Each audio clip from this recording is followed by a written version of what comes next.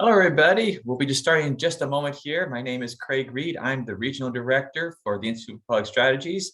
But today I'm going to have my community organizing hat on to talk a little bit about a grassroots effort going on in La Mesa. Dave, do you want to introduce yourself? Sure. Hi, everyone. My name is David Shorey. I am a program manager for the Institute for Public Strategies, and the area that I focus in on is the East County of San Diego. Excellent. Well, thanks, Dave. Both of us are going to be speaking a little bit about our work on community organizing from grassroots to Grasstops. And I get the honor to start us off here. So if any technical glitches happen, it's probably going to be with me. So let's give it a shot here and get my slides going here and get ourselves rolling. If you have any questions. Go ahead. No, go ahead. Go ahead. Yeah, You were if you have any questions, say. we're playing tag team with each other. So when one of us is showing our screen, we obviously can't see the chat box, but the other one will be monitoring. So feel free to put your questions in and we'll answer them as we go. And with that, let me start sharing my screen. And I got to switch things over. Let's see. Of course, from the beginning. And then I got to do. There you go. Is everything looking good? All right.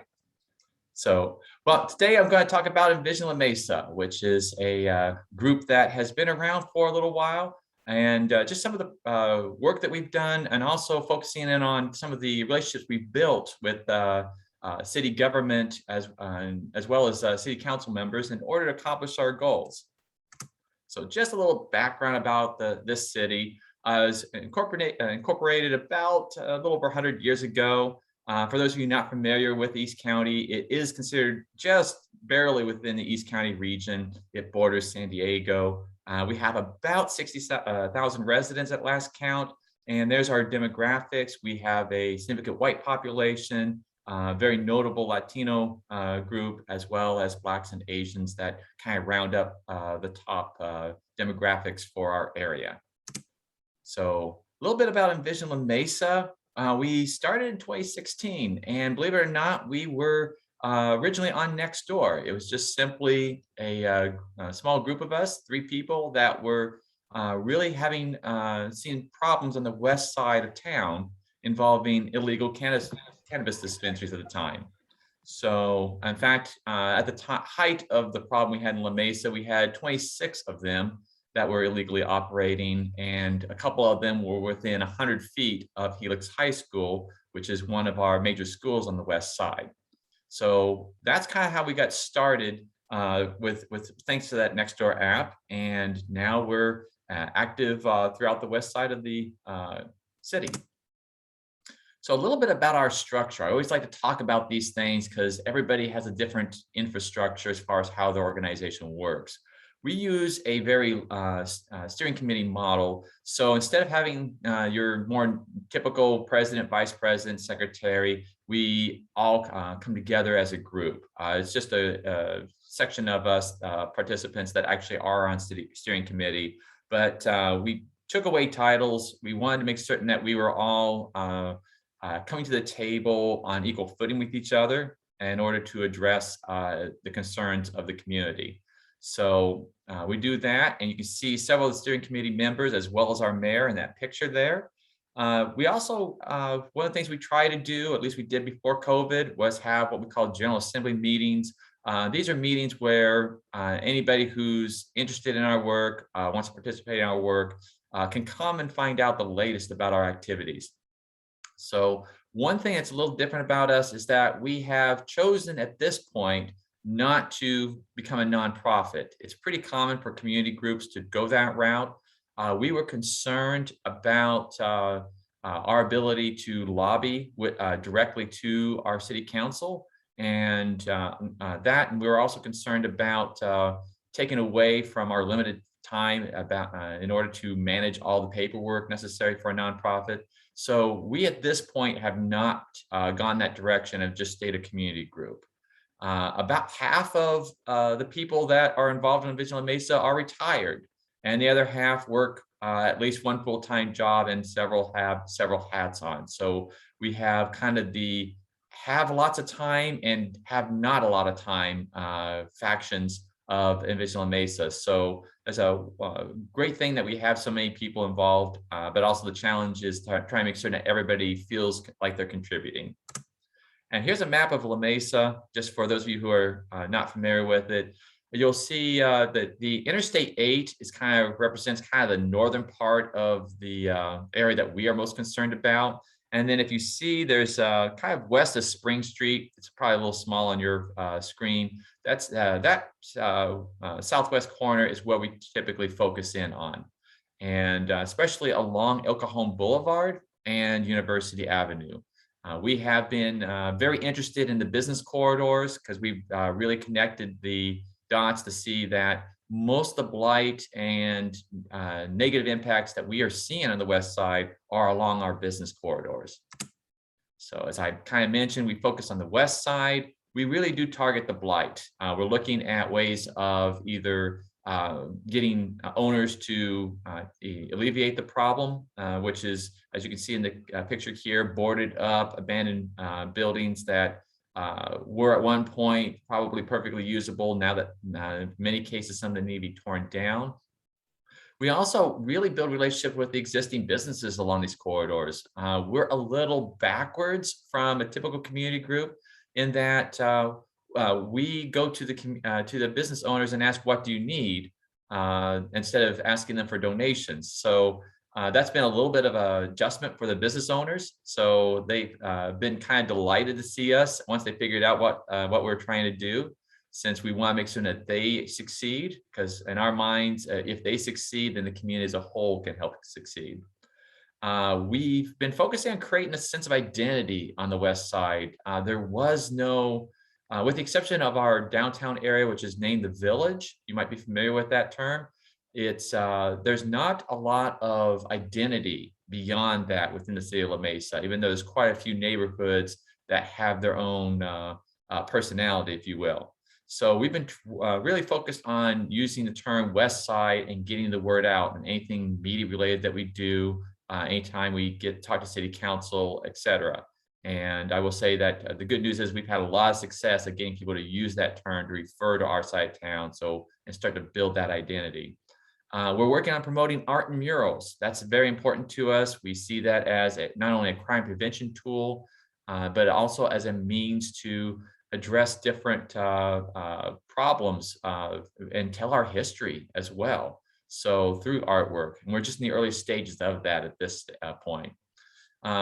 We've been working on, we want to improve public spaces. We've been trying to find and identify areas that are underutilized, and not just abandoned buildings, but just spots that are entirely ignored. Like, for example, we all did not realize that we had a river that runs through the west side of La Mesa until we actually uncovered it.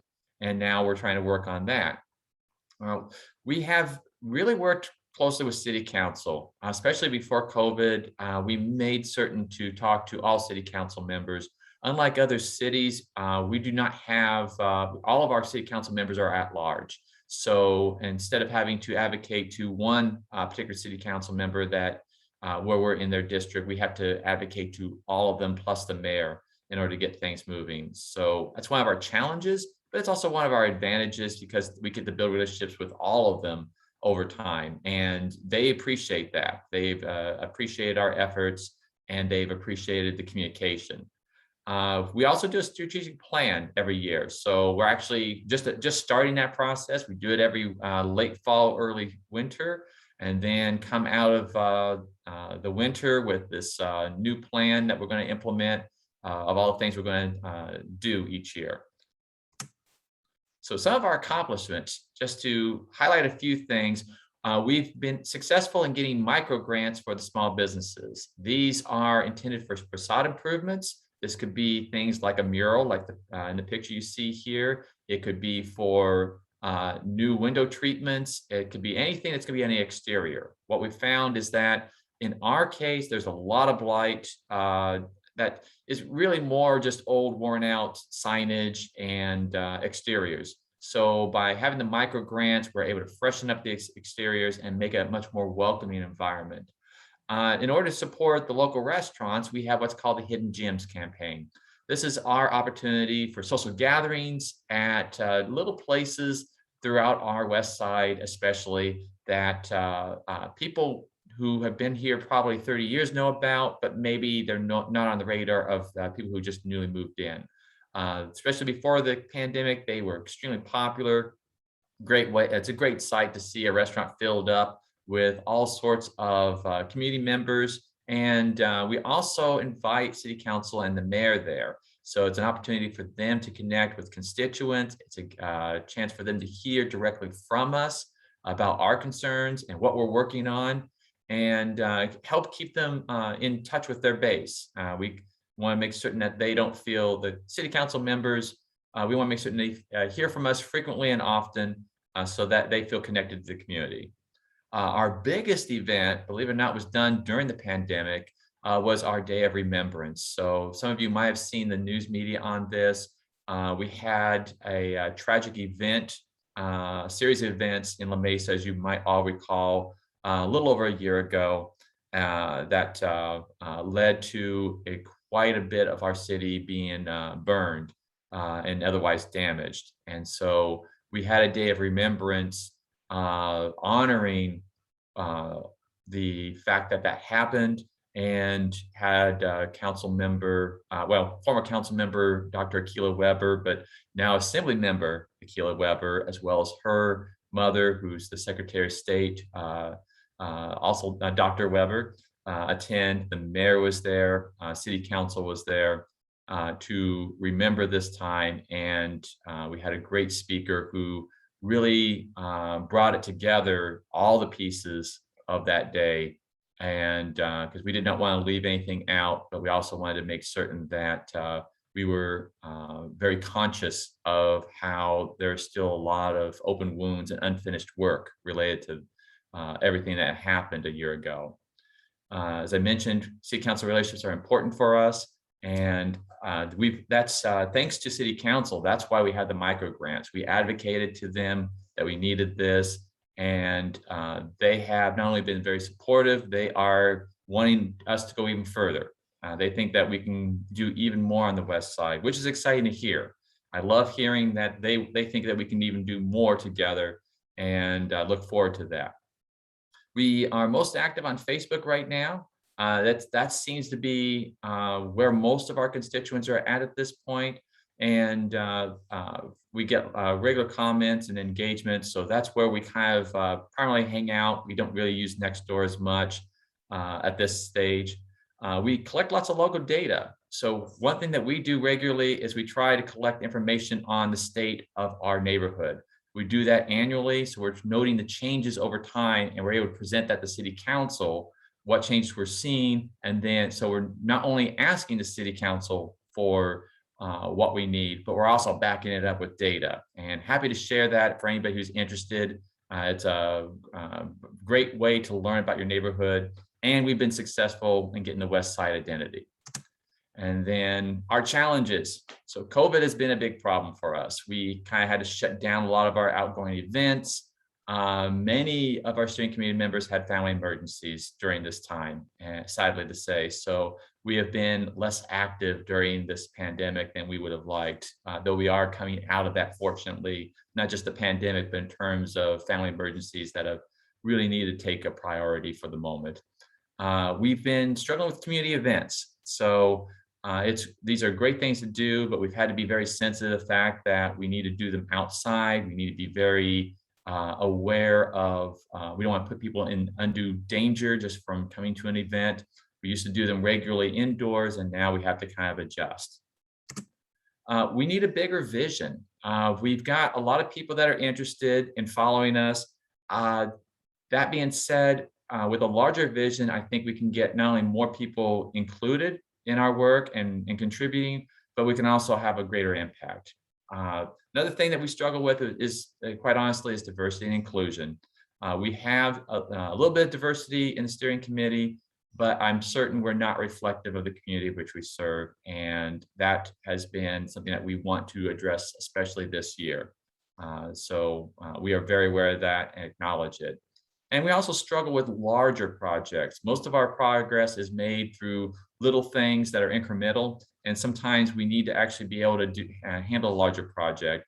And so that's one place that we need to figure out as we grow the vision. How do we also handle these larger projects that might be associated with that? And so our next steps, we're planning on definitely focusing on recruitment, getting some fresh blood into our group. As most of you who run a community group might know, there always are people that are ready to step up, and there's some people that are ready to step out, and that's just part of the nature of the beast. And we Hey, want to make Craig, sure. Yes. we have a question about that, about how did you raise awareness of your organization for community members to participate? Oh, so one of the things we did through our activities has been a great way. So it's been kind of a combination of social media, word of mouth, also speaking at city council. Every time we speak at city council, it's pretty common for us to get emails asking to be on their list, to join our listserv, or they find us on Facebook and join. So we always see an uptick regularly when we do that. We also do media advocacy on a regular basis.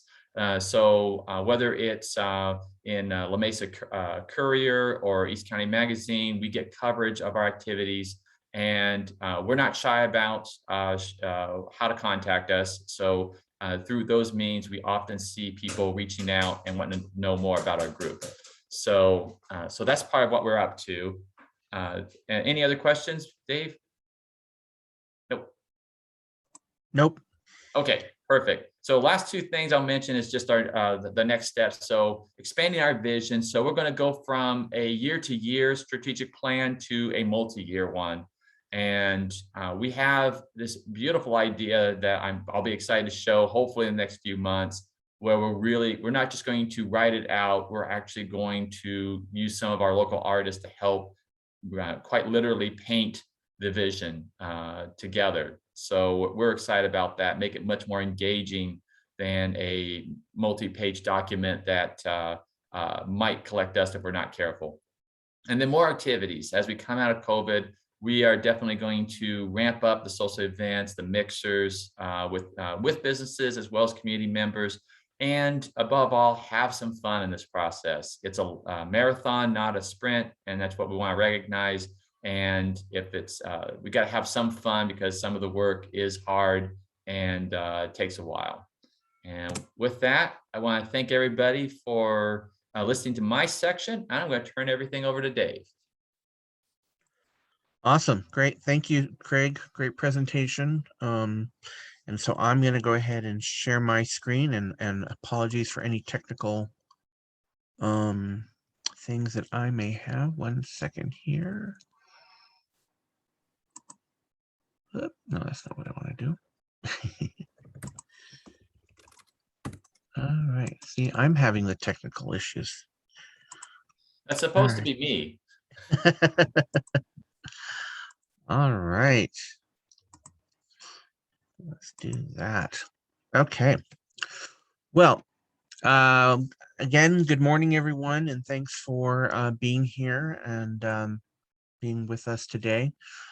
So you heard Craig mention about the Institute for Public Strategies, and so I want to quickly go over a little bit about our organization.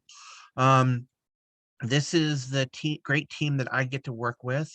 And so we are a small but mighty team, and we are happy and excited every day to be working in the East region. And so IPS has certain core values that we have developed, and we're focused on equity, diversity, empowerment, systems change, results, and integrity. And just to kind of go in a little bit more on that, our organizational mission is we work alongside communities to build power, challenge systems of inequity, protect health, and improve quality of life, with a vision of safe, secure, vibrant, and healthy communities where everyone can thrive. And the way we do this is our ACT model, achieving community transformation. And so you'll see that in the middle, community transformation is the main focus of what we do, what we are aiming for. But we utilize these different aspects of so media advocacy. We rely on a lot of data and doing research, both national data on trends across the country, but also local information, local data that we collect ourselves or that we work with partners to collect. Sustainability, meaning that the work that we do with community members is not it's not for a brief period, or that it's not done in a way where once IPS kind of pulls away and lets folks step fully into their organization, that the infrastructure is there to keep that work going. Policy and systems change. So we approach things from an upstream perspective, meaning that we aren't individual focused. We're broader community, we're organizational, we're systemic focused. So what are the things that are currently in place that are allowing for causing certain things to happen? And how do we change those? And that could be policy, that could be regulations, that could be just general way that things have been done for a period of years. And so working to highlight that and working to address that and provide alternatives. And then community organizing, boots on the ground, getting involved in communities, talking one-on-one, meeting with the broader community, whether they be the churches, school, residents, law enforcement, public health folks, business owners, managers, etc. We want to bring in the broadest aspect of community. And so and then this is how we focus on prevention, because IPS currently has the contract for the East County to do drug and alcohol harm prevention. But we understand that in order to do that, that often involves transforming a community. It involves creating systems, creating an environment where alcohol and drug misuse is not on people's minds, that they are engaged in their community. And so we talk about systems change, policy change, professional capacity building, risk reduction, community education, individual education, and community organizing. So let's hop into one of the great communities that we get to work with, and it's Casa de Oro. Casa de Oro is located in the area of Spring Valley, north of the 94. You'll see that's kind of the area between Avocado, Edgewater, Bancroft, and really focuses in on the area around the Campo Road corridor. You'll see Campo Road there just below where it says Casa de Oro, and that white line that goes from the freeway to the freeway. That's really been a main focus of the work that we've been doing. And why is that? Well, after a 2015 trip to La Jolla, a few Monte Vista students noticed that there was a sharp contrast between the environment in their Casa de Oro neighborhood and La Jolla. What stood out was that there was a stark difference in the amount of alcohol advertising. Walking to school, they passed 12 liquor stores with excessive alcohol signage compared to just 2 liquor stores during a stroll through La Jolla. And as part of the East County Youth Coalition, which is a program of IPS, the students learned how conditions in their physical environment, including alcohol advertising, can help shape and influence the public health and safety of the neighborhood. And so with that in mind, the students quickly determined that overconcentration of liquor stores was a critical factor influencing their direct environment in Casa de Oro. And so you'll see this article on the right, which is actually an editorial by some of these students, where they talked about this and raised it as a public concern. Now, they worked with IPS to do some research and talked about, and so students went and evaluated all of the liquor store, corner market, any place where they sold alcohol, to see how they were in compliance with ABC regulations.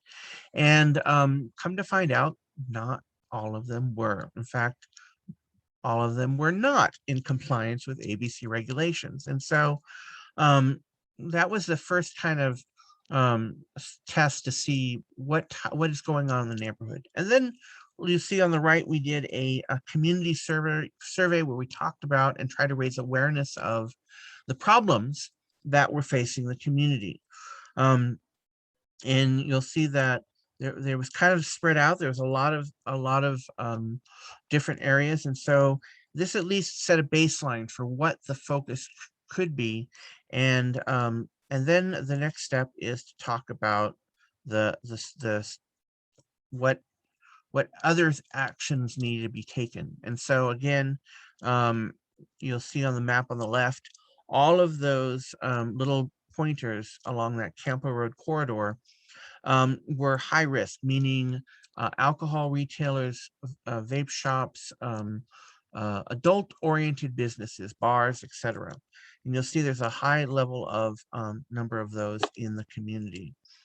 And so then again, we did further surveys and with businesses, asking them about restricting or putting conditions on these kinds of adult-oriented businesses. And the reason we did that was that we have found that in communities where there are higher concentrations of these adult-oriented, adult risk-related businesses, that we see increases in crime, increases in vandalism, increases in alcohol consumption, public intoxication, use of marijuana. And speaking of marijuana, one of the serious concerns was the fact that Casa de Oro became a dumping ground for illegal cannabis dispensaries. And there were at one time, I believe it was like 10 to 12 different illegal cannabis operations operating within that basically mile-and-a-half corridor.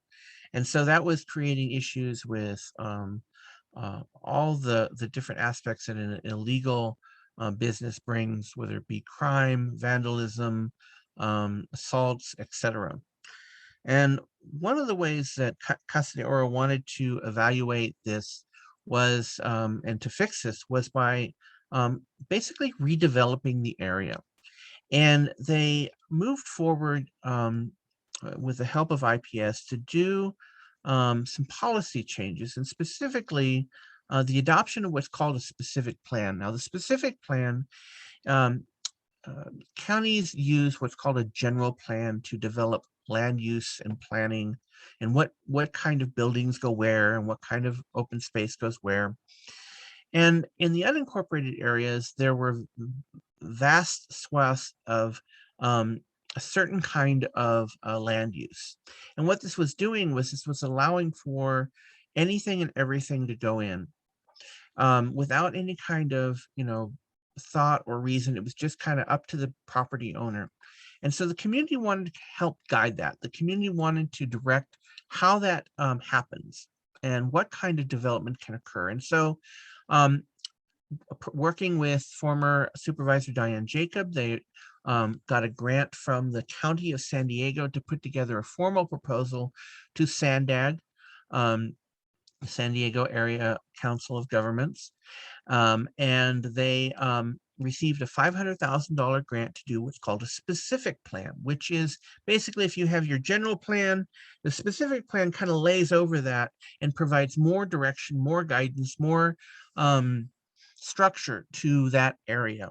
And it has developed different kind of policy impacts on that.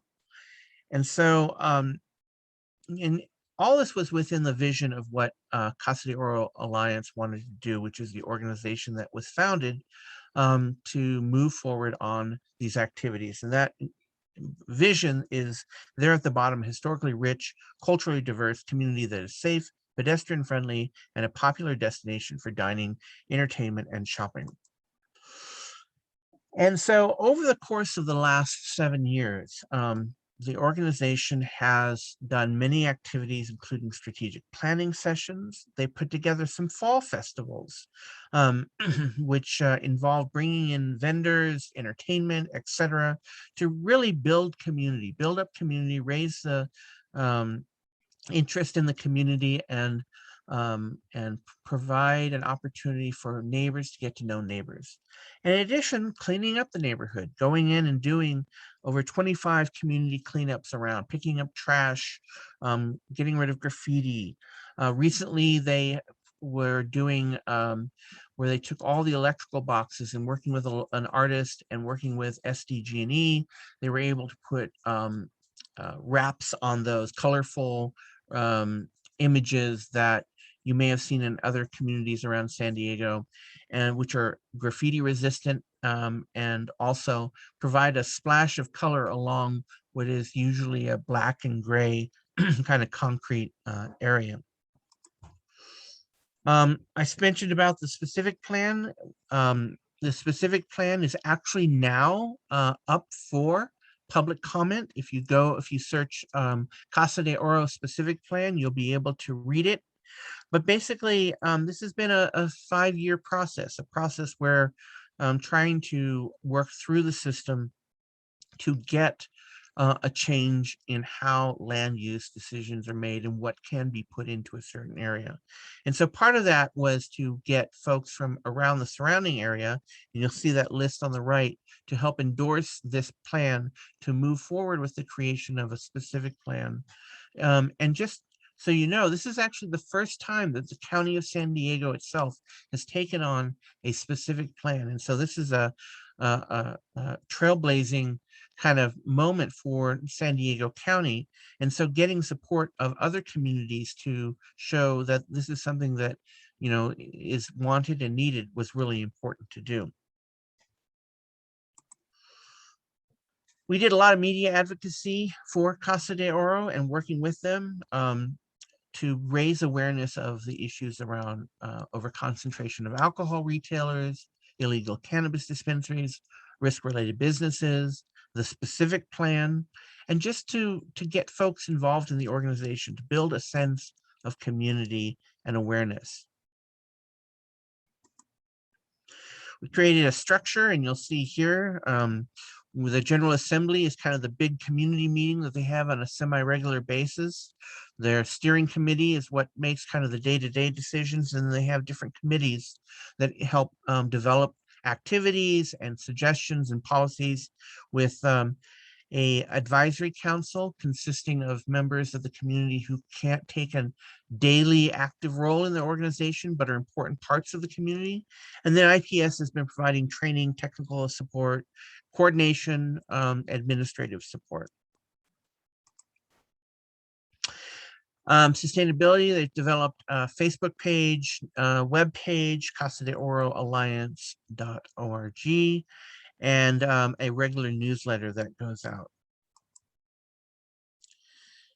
And it's been very successful, and been working with, as you see, law enforcement and businesses. They've taken on themselves to highlight different businesses in their newsletter to provide awards, certificates of appreciation. They've involved the youth from the different schools in the area, worked with the school district. One of the awesome things is that there is now going to be a new library community center in Casa de Oro. It's in the development stages as we speak, with hopefully a design here coming out in the next few months. And really, it's going to be not just a library, but an area, a space where the community can come to engage with each other, to learn. There's going to be, I believe, a kitchen. There's going to be a community room, an outdoor amphitheater, and hopefully there will also be some recreational facilities as well for the community. All of that is currently in progress. So that is my 5,000-foot overview of Casa de Oro. Craig, are there any questions on that came through? Nope. Okay. Then let's go ahead and dive deep into Spring Valley. So whereas Casa de Oro is north of the 94, the area of Spring Valley that we are focused on is south of the 94, and it's a tribute to the work that Casa de Oro and IPS has been doing, that residents of Spring Valley came to IPS and said, we see the great work that you're doing in Casa de Oro, and we want to recreate it here. Now, whereas there were significant issues with drug and alcohol retailers that or dispensaries that raised the initial concern of the Casa de Oro community, there are that existing in Spring Valley as well. But the main focus that started this was the fact that their community was, if you've ever driven down Bancroft, you'll see that there's a lot of industrial area there. And all of that industrial area has created a sense of just kind of going through, and there's no the community is basically a go-to a go-through, not a go-to community. And so the community members wanted to change that. And one of the main issues of concern was trash, debris, graffiti, etc. And so Braulio Sabira, who is now the president of the Spring Valley Community Alliance, took it upon his own self to start going out and doing cleanups. And so the cleanups, he would just show up with you'll see in the lower left-hand corner there, a picture of a, this is our community, let's define it and join us. He would drag that sign around in a dumpster and just pick up trash and try to get folks to connect with. And so one of the main projects that they wanted to do was focus on Lamar Park. And you'll see that on the left, Lamar Park had become a residential area for those experiencing homelessness. And so there was great concern by folks who were in the community that, one, they wanted to get services, they wanted to get housing, they wanted to get the folks who were living on the streets off of the streets and into a supportive condition. Additionally, because of the camping that was occurring, Lamar Park, which is a county regional park, was not being utilized by the residents there. Folks did not want to go in. There was fear about drug use, crime. There was fear about what was happening, and so they wanted to not only address the issues around homelessness, but they wanted to be able to use their park again. And so what they did was they worked with the county's Department of Health and Human Services, which had a individual by the name of Omar Passons, who was responsible for working to address issues of homelessness. He has now become the director of the Office of or Department of Homeless Solutions and Diverse Communities. And so they worked with law enforcement, public health, to provide opportunities for those who are living there to get transitional housing, to get resources, and the community really, was very dogged to stay on this and make sure that the county was really engaging with these folks, doing things like making sure they were coming out and talking with them, providing them opportunities for getting resources, etc. And a lot of the motivation for the county came from residents who were really on top of this issue. And then expanding out after, and I should say that Lamar Park did get cleaned up. Those experiencing homelessness were given resources, and now the community park is actually engaged with the community on a regular basis. You often see youth using the youth area, people using the recreation area. It's become alive again as a community park. Additionally, they had a community festival there, and There was a recent improvement of facilities by the county there. And so with that success, they continued to do their community cleanups. They did an Adopt a Highway program, and have actually going to be getting their name up on one of the Adopt a Highway signs. And every weekend, every Sunday morning, um, it is a cleanup day. So folks go to different areas and will clean up pick up trash, address graffiti, take down bad signage, note things that need to be reported to code enforcement, um, and really just get the physical aspect of the community improved. Additionally, when talking about defining structure, we helped them engage in a strategic planning activity that helped them identify 6 areas of focus for their work in Spring Valley. They formed a nonprofit organization and have applied for 501c3 status, and they've organized a board of directors comprised of a diverse group of residents to advance the work of their areas of focus. You'll see on the right-hand side, there's that's their logo, and that's a little word cloud that came out of some of the work they were doing to develop a mission and vision statement. And this is the mission and vision statement that they created. Mission of Spring Valley Community Alliance is to strengthen the community and passionately advocate for everyone who lives and works in Spring Valley, California. And then the vision there, a diverse, healthy, and safe Spring Valley where residents are committed to the prosperity of their community. And they continue to do work of improvement. You'll see in the center there that they're advocating for the creation of a crosswalk and pedestrian entrance at Lamar Park. On the left, they had a big celebration, a 1-year celebration, where they did a picnic in Lamar Park.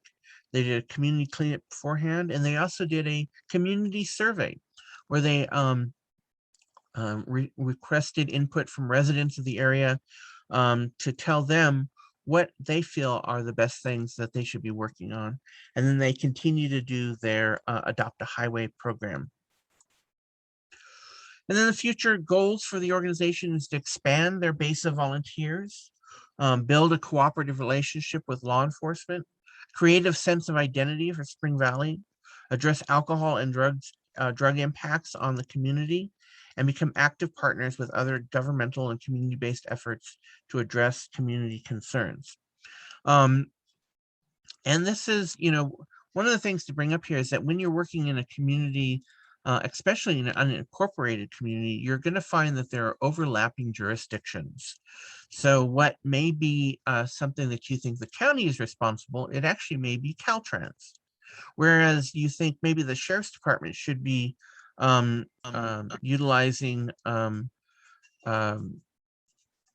taking care of things like broken down cars, it's actually CHP.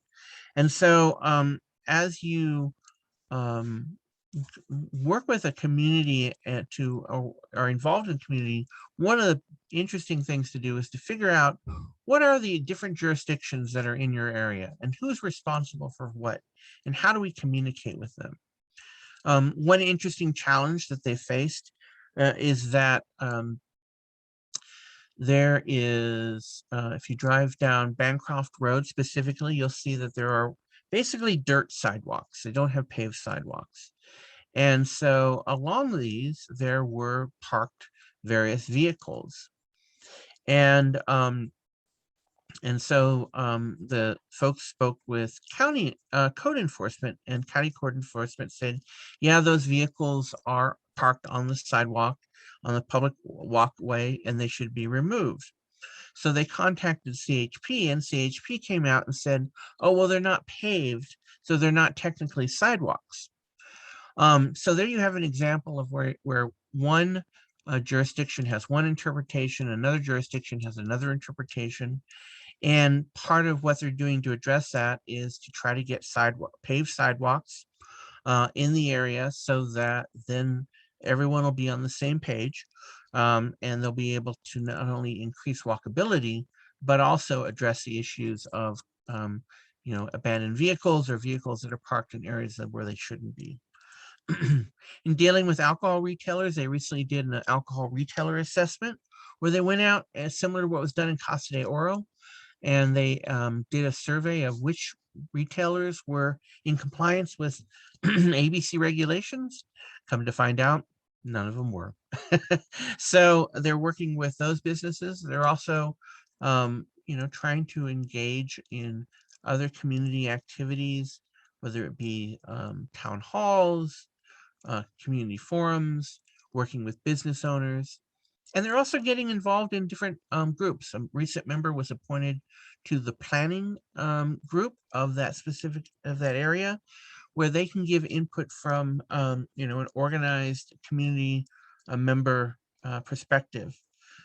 So the focus of all the work that we do with communities is really to empower them, provide resources for them to feel empowered to affect change in their community, to be involved, to make a difference.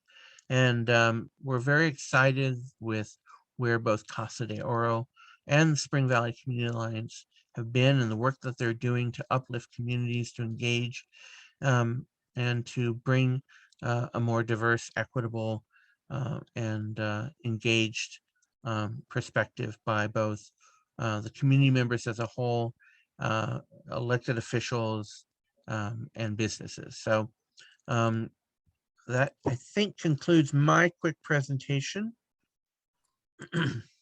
Thanks, Dave. There is one question. Is the Spring Valley Alliance connected with the RLA network? It's a good question. So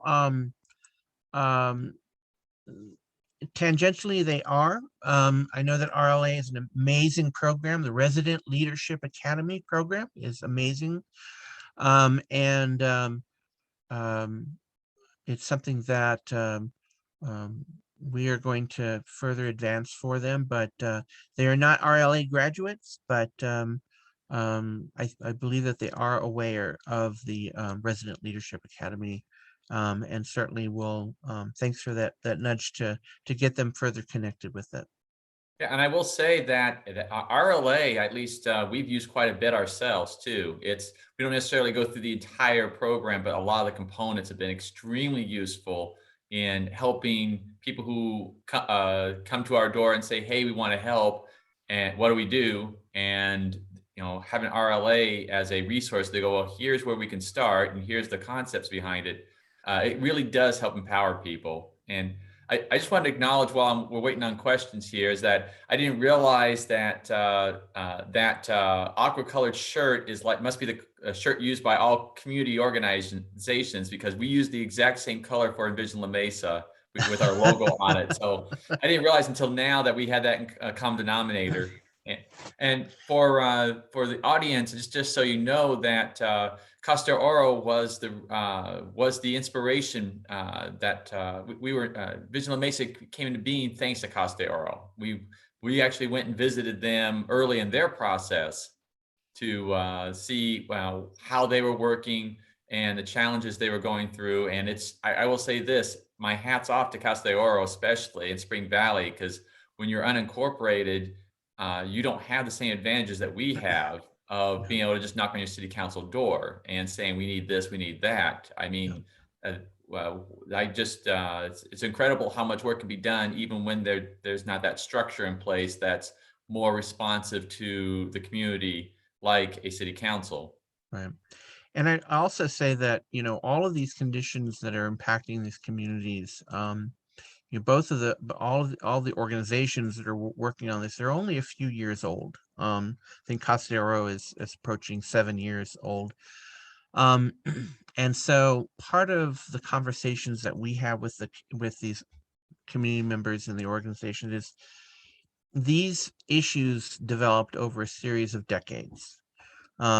Whether they be by poor decision making or just ignorance or not paying attention to what's going on, whatever the cause. And so as you're working to address them, it's going to take time. And there can be some great, the example of Lamar Park is an amazing turnaround. But sometimes, changing the way that things work can be a decades long activity. And so when you're working with community members and you're working to organize this, it's really good to highlight some of the small successes and but give perspective of, you know, we're building a bridge here and we're putting in one pylon at a time, and we're eventually going to get over to the other side of the shore. But at this point, all we got to do is work on putting that next rivet in and putting that next pylon in, because if you don't, it can be one overwhelming. It can also be a bit frustrating.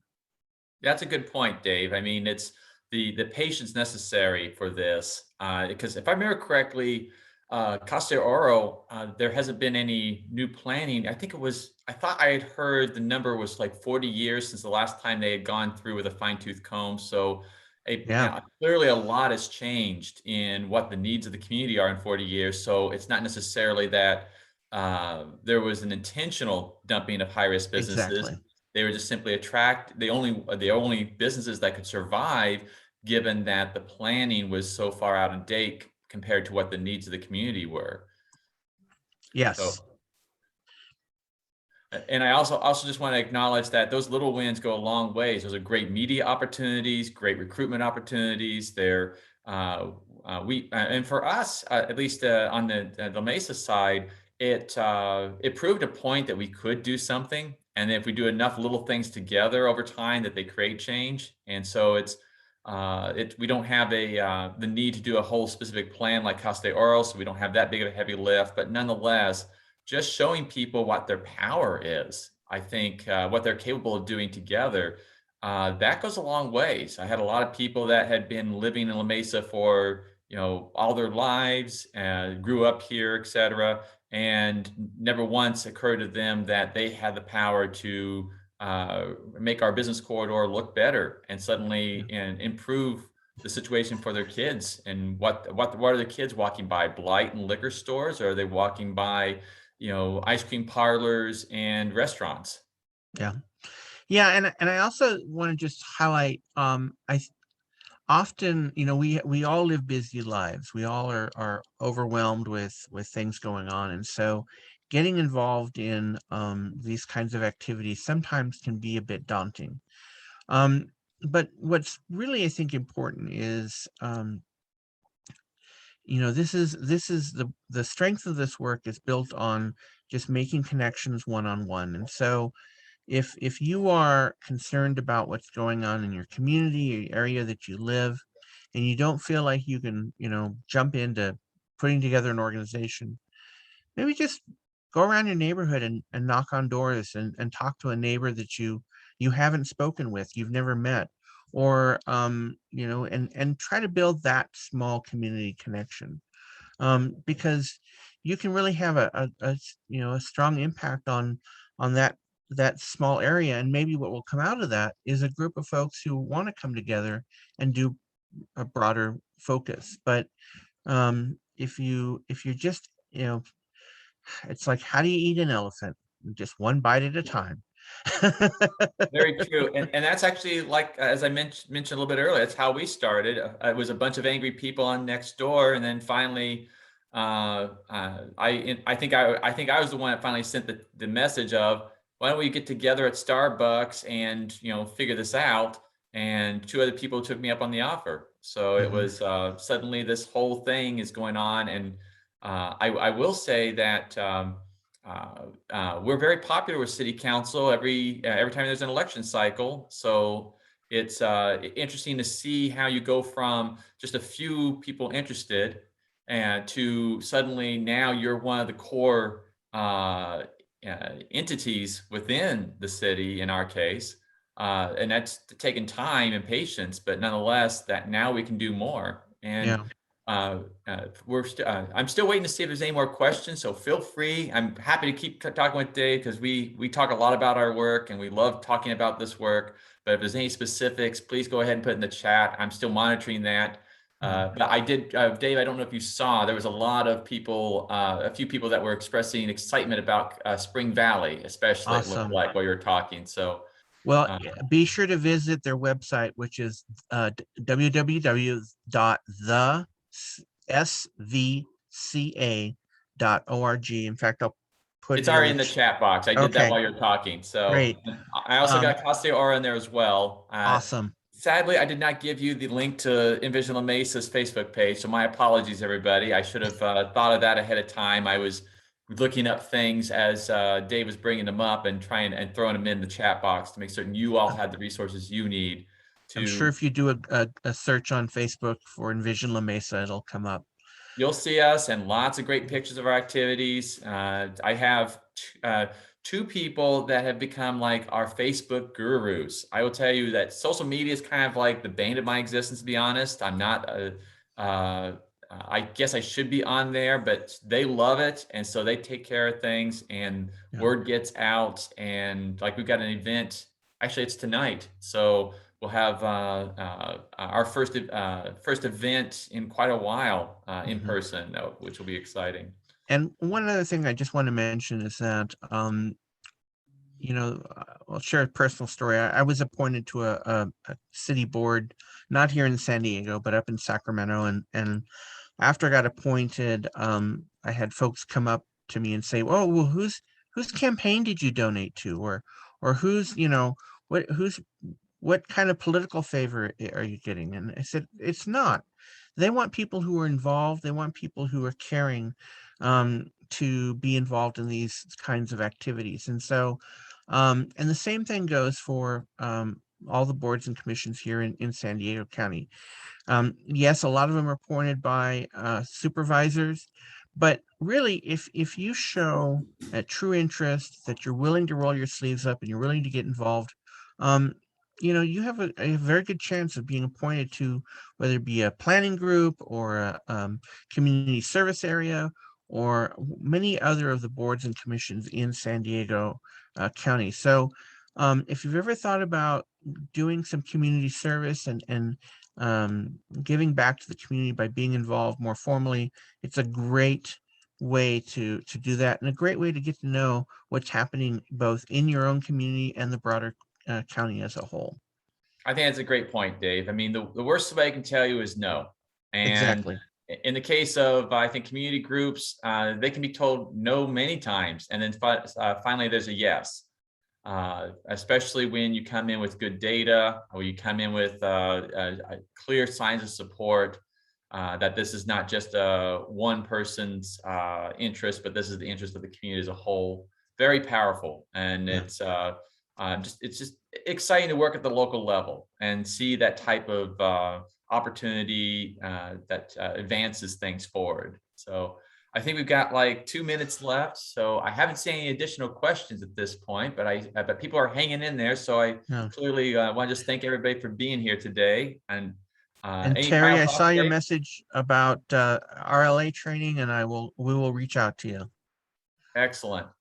All right. I think with that, we'll just, I know other people have other things to go to, and I have a dog that's deciding to start scratching right next to me. So I don't know if anybody could hear that, but it's clearly, well, in this new world, there she goes again.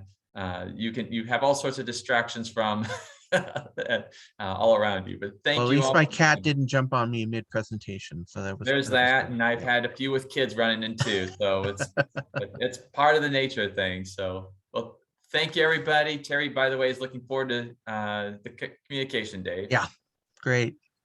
Well, thank you all. I hope you all enjoy the rest of Live Well Advance, and I thank you all for the work that you do in and for your communities. May you be healthy and have a happy holiday season.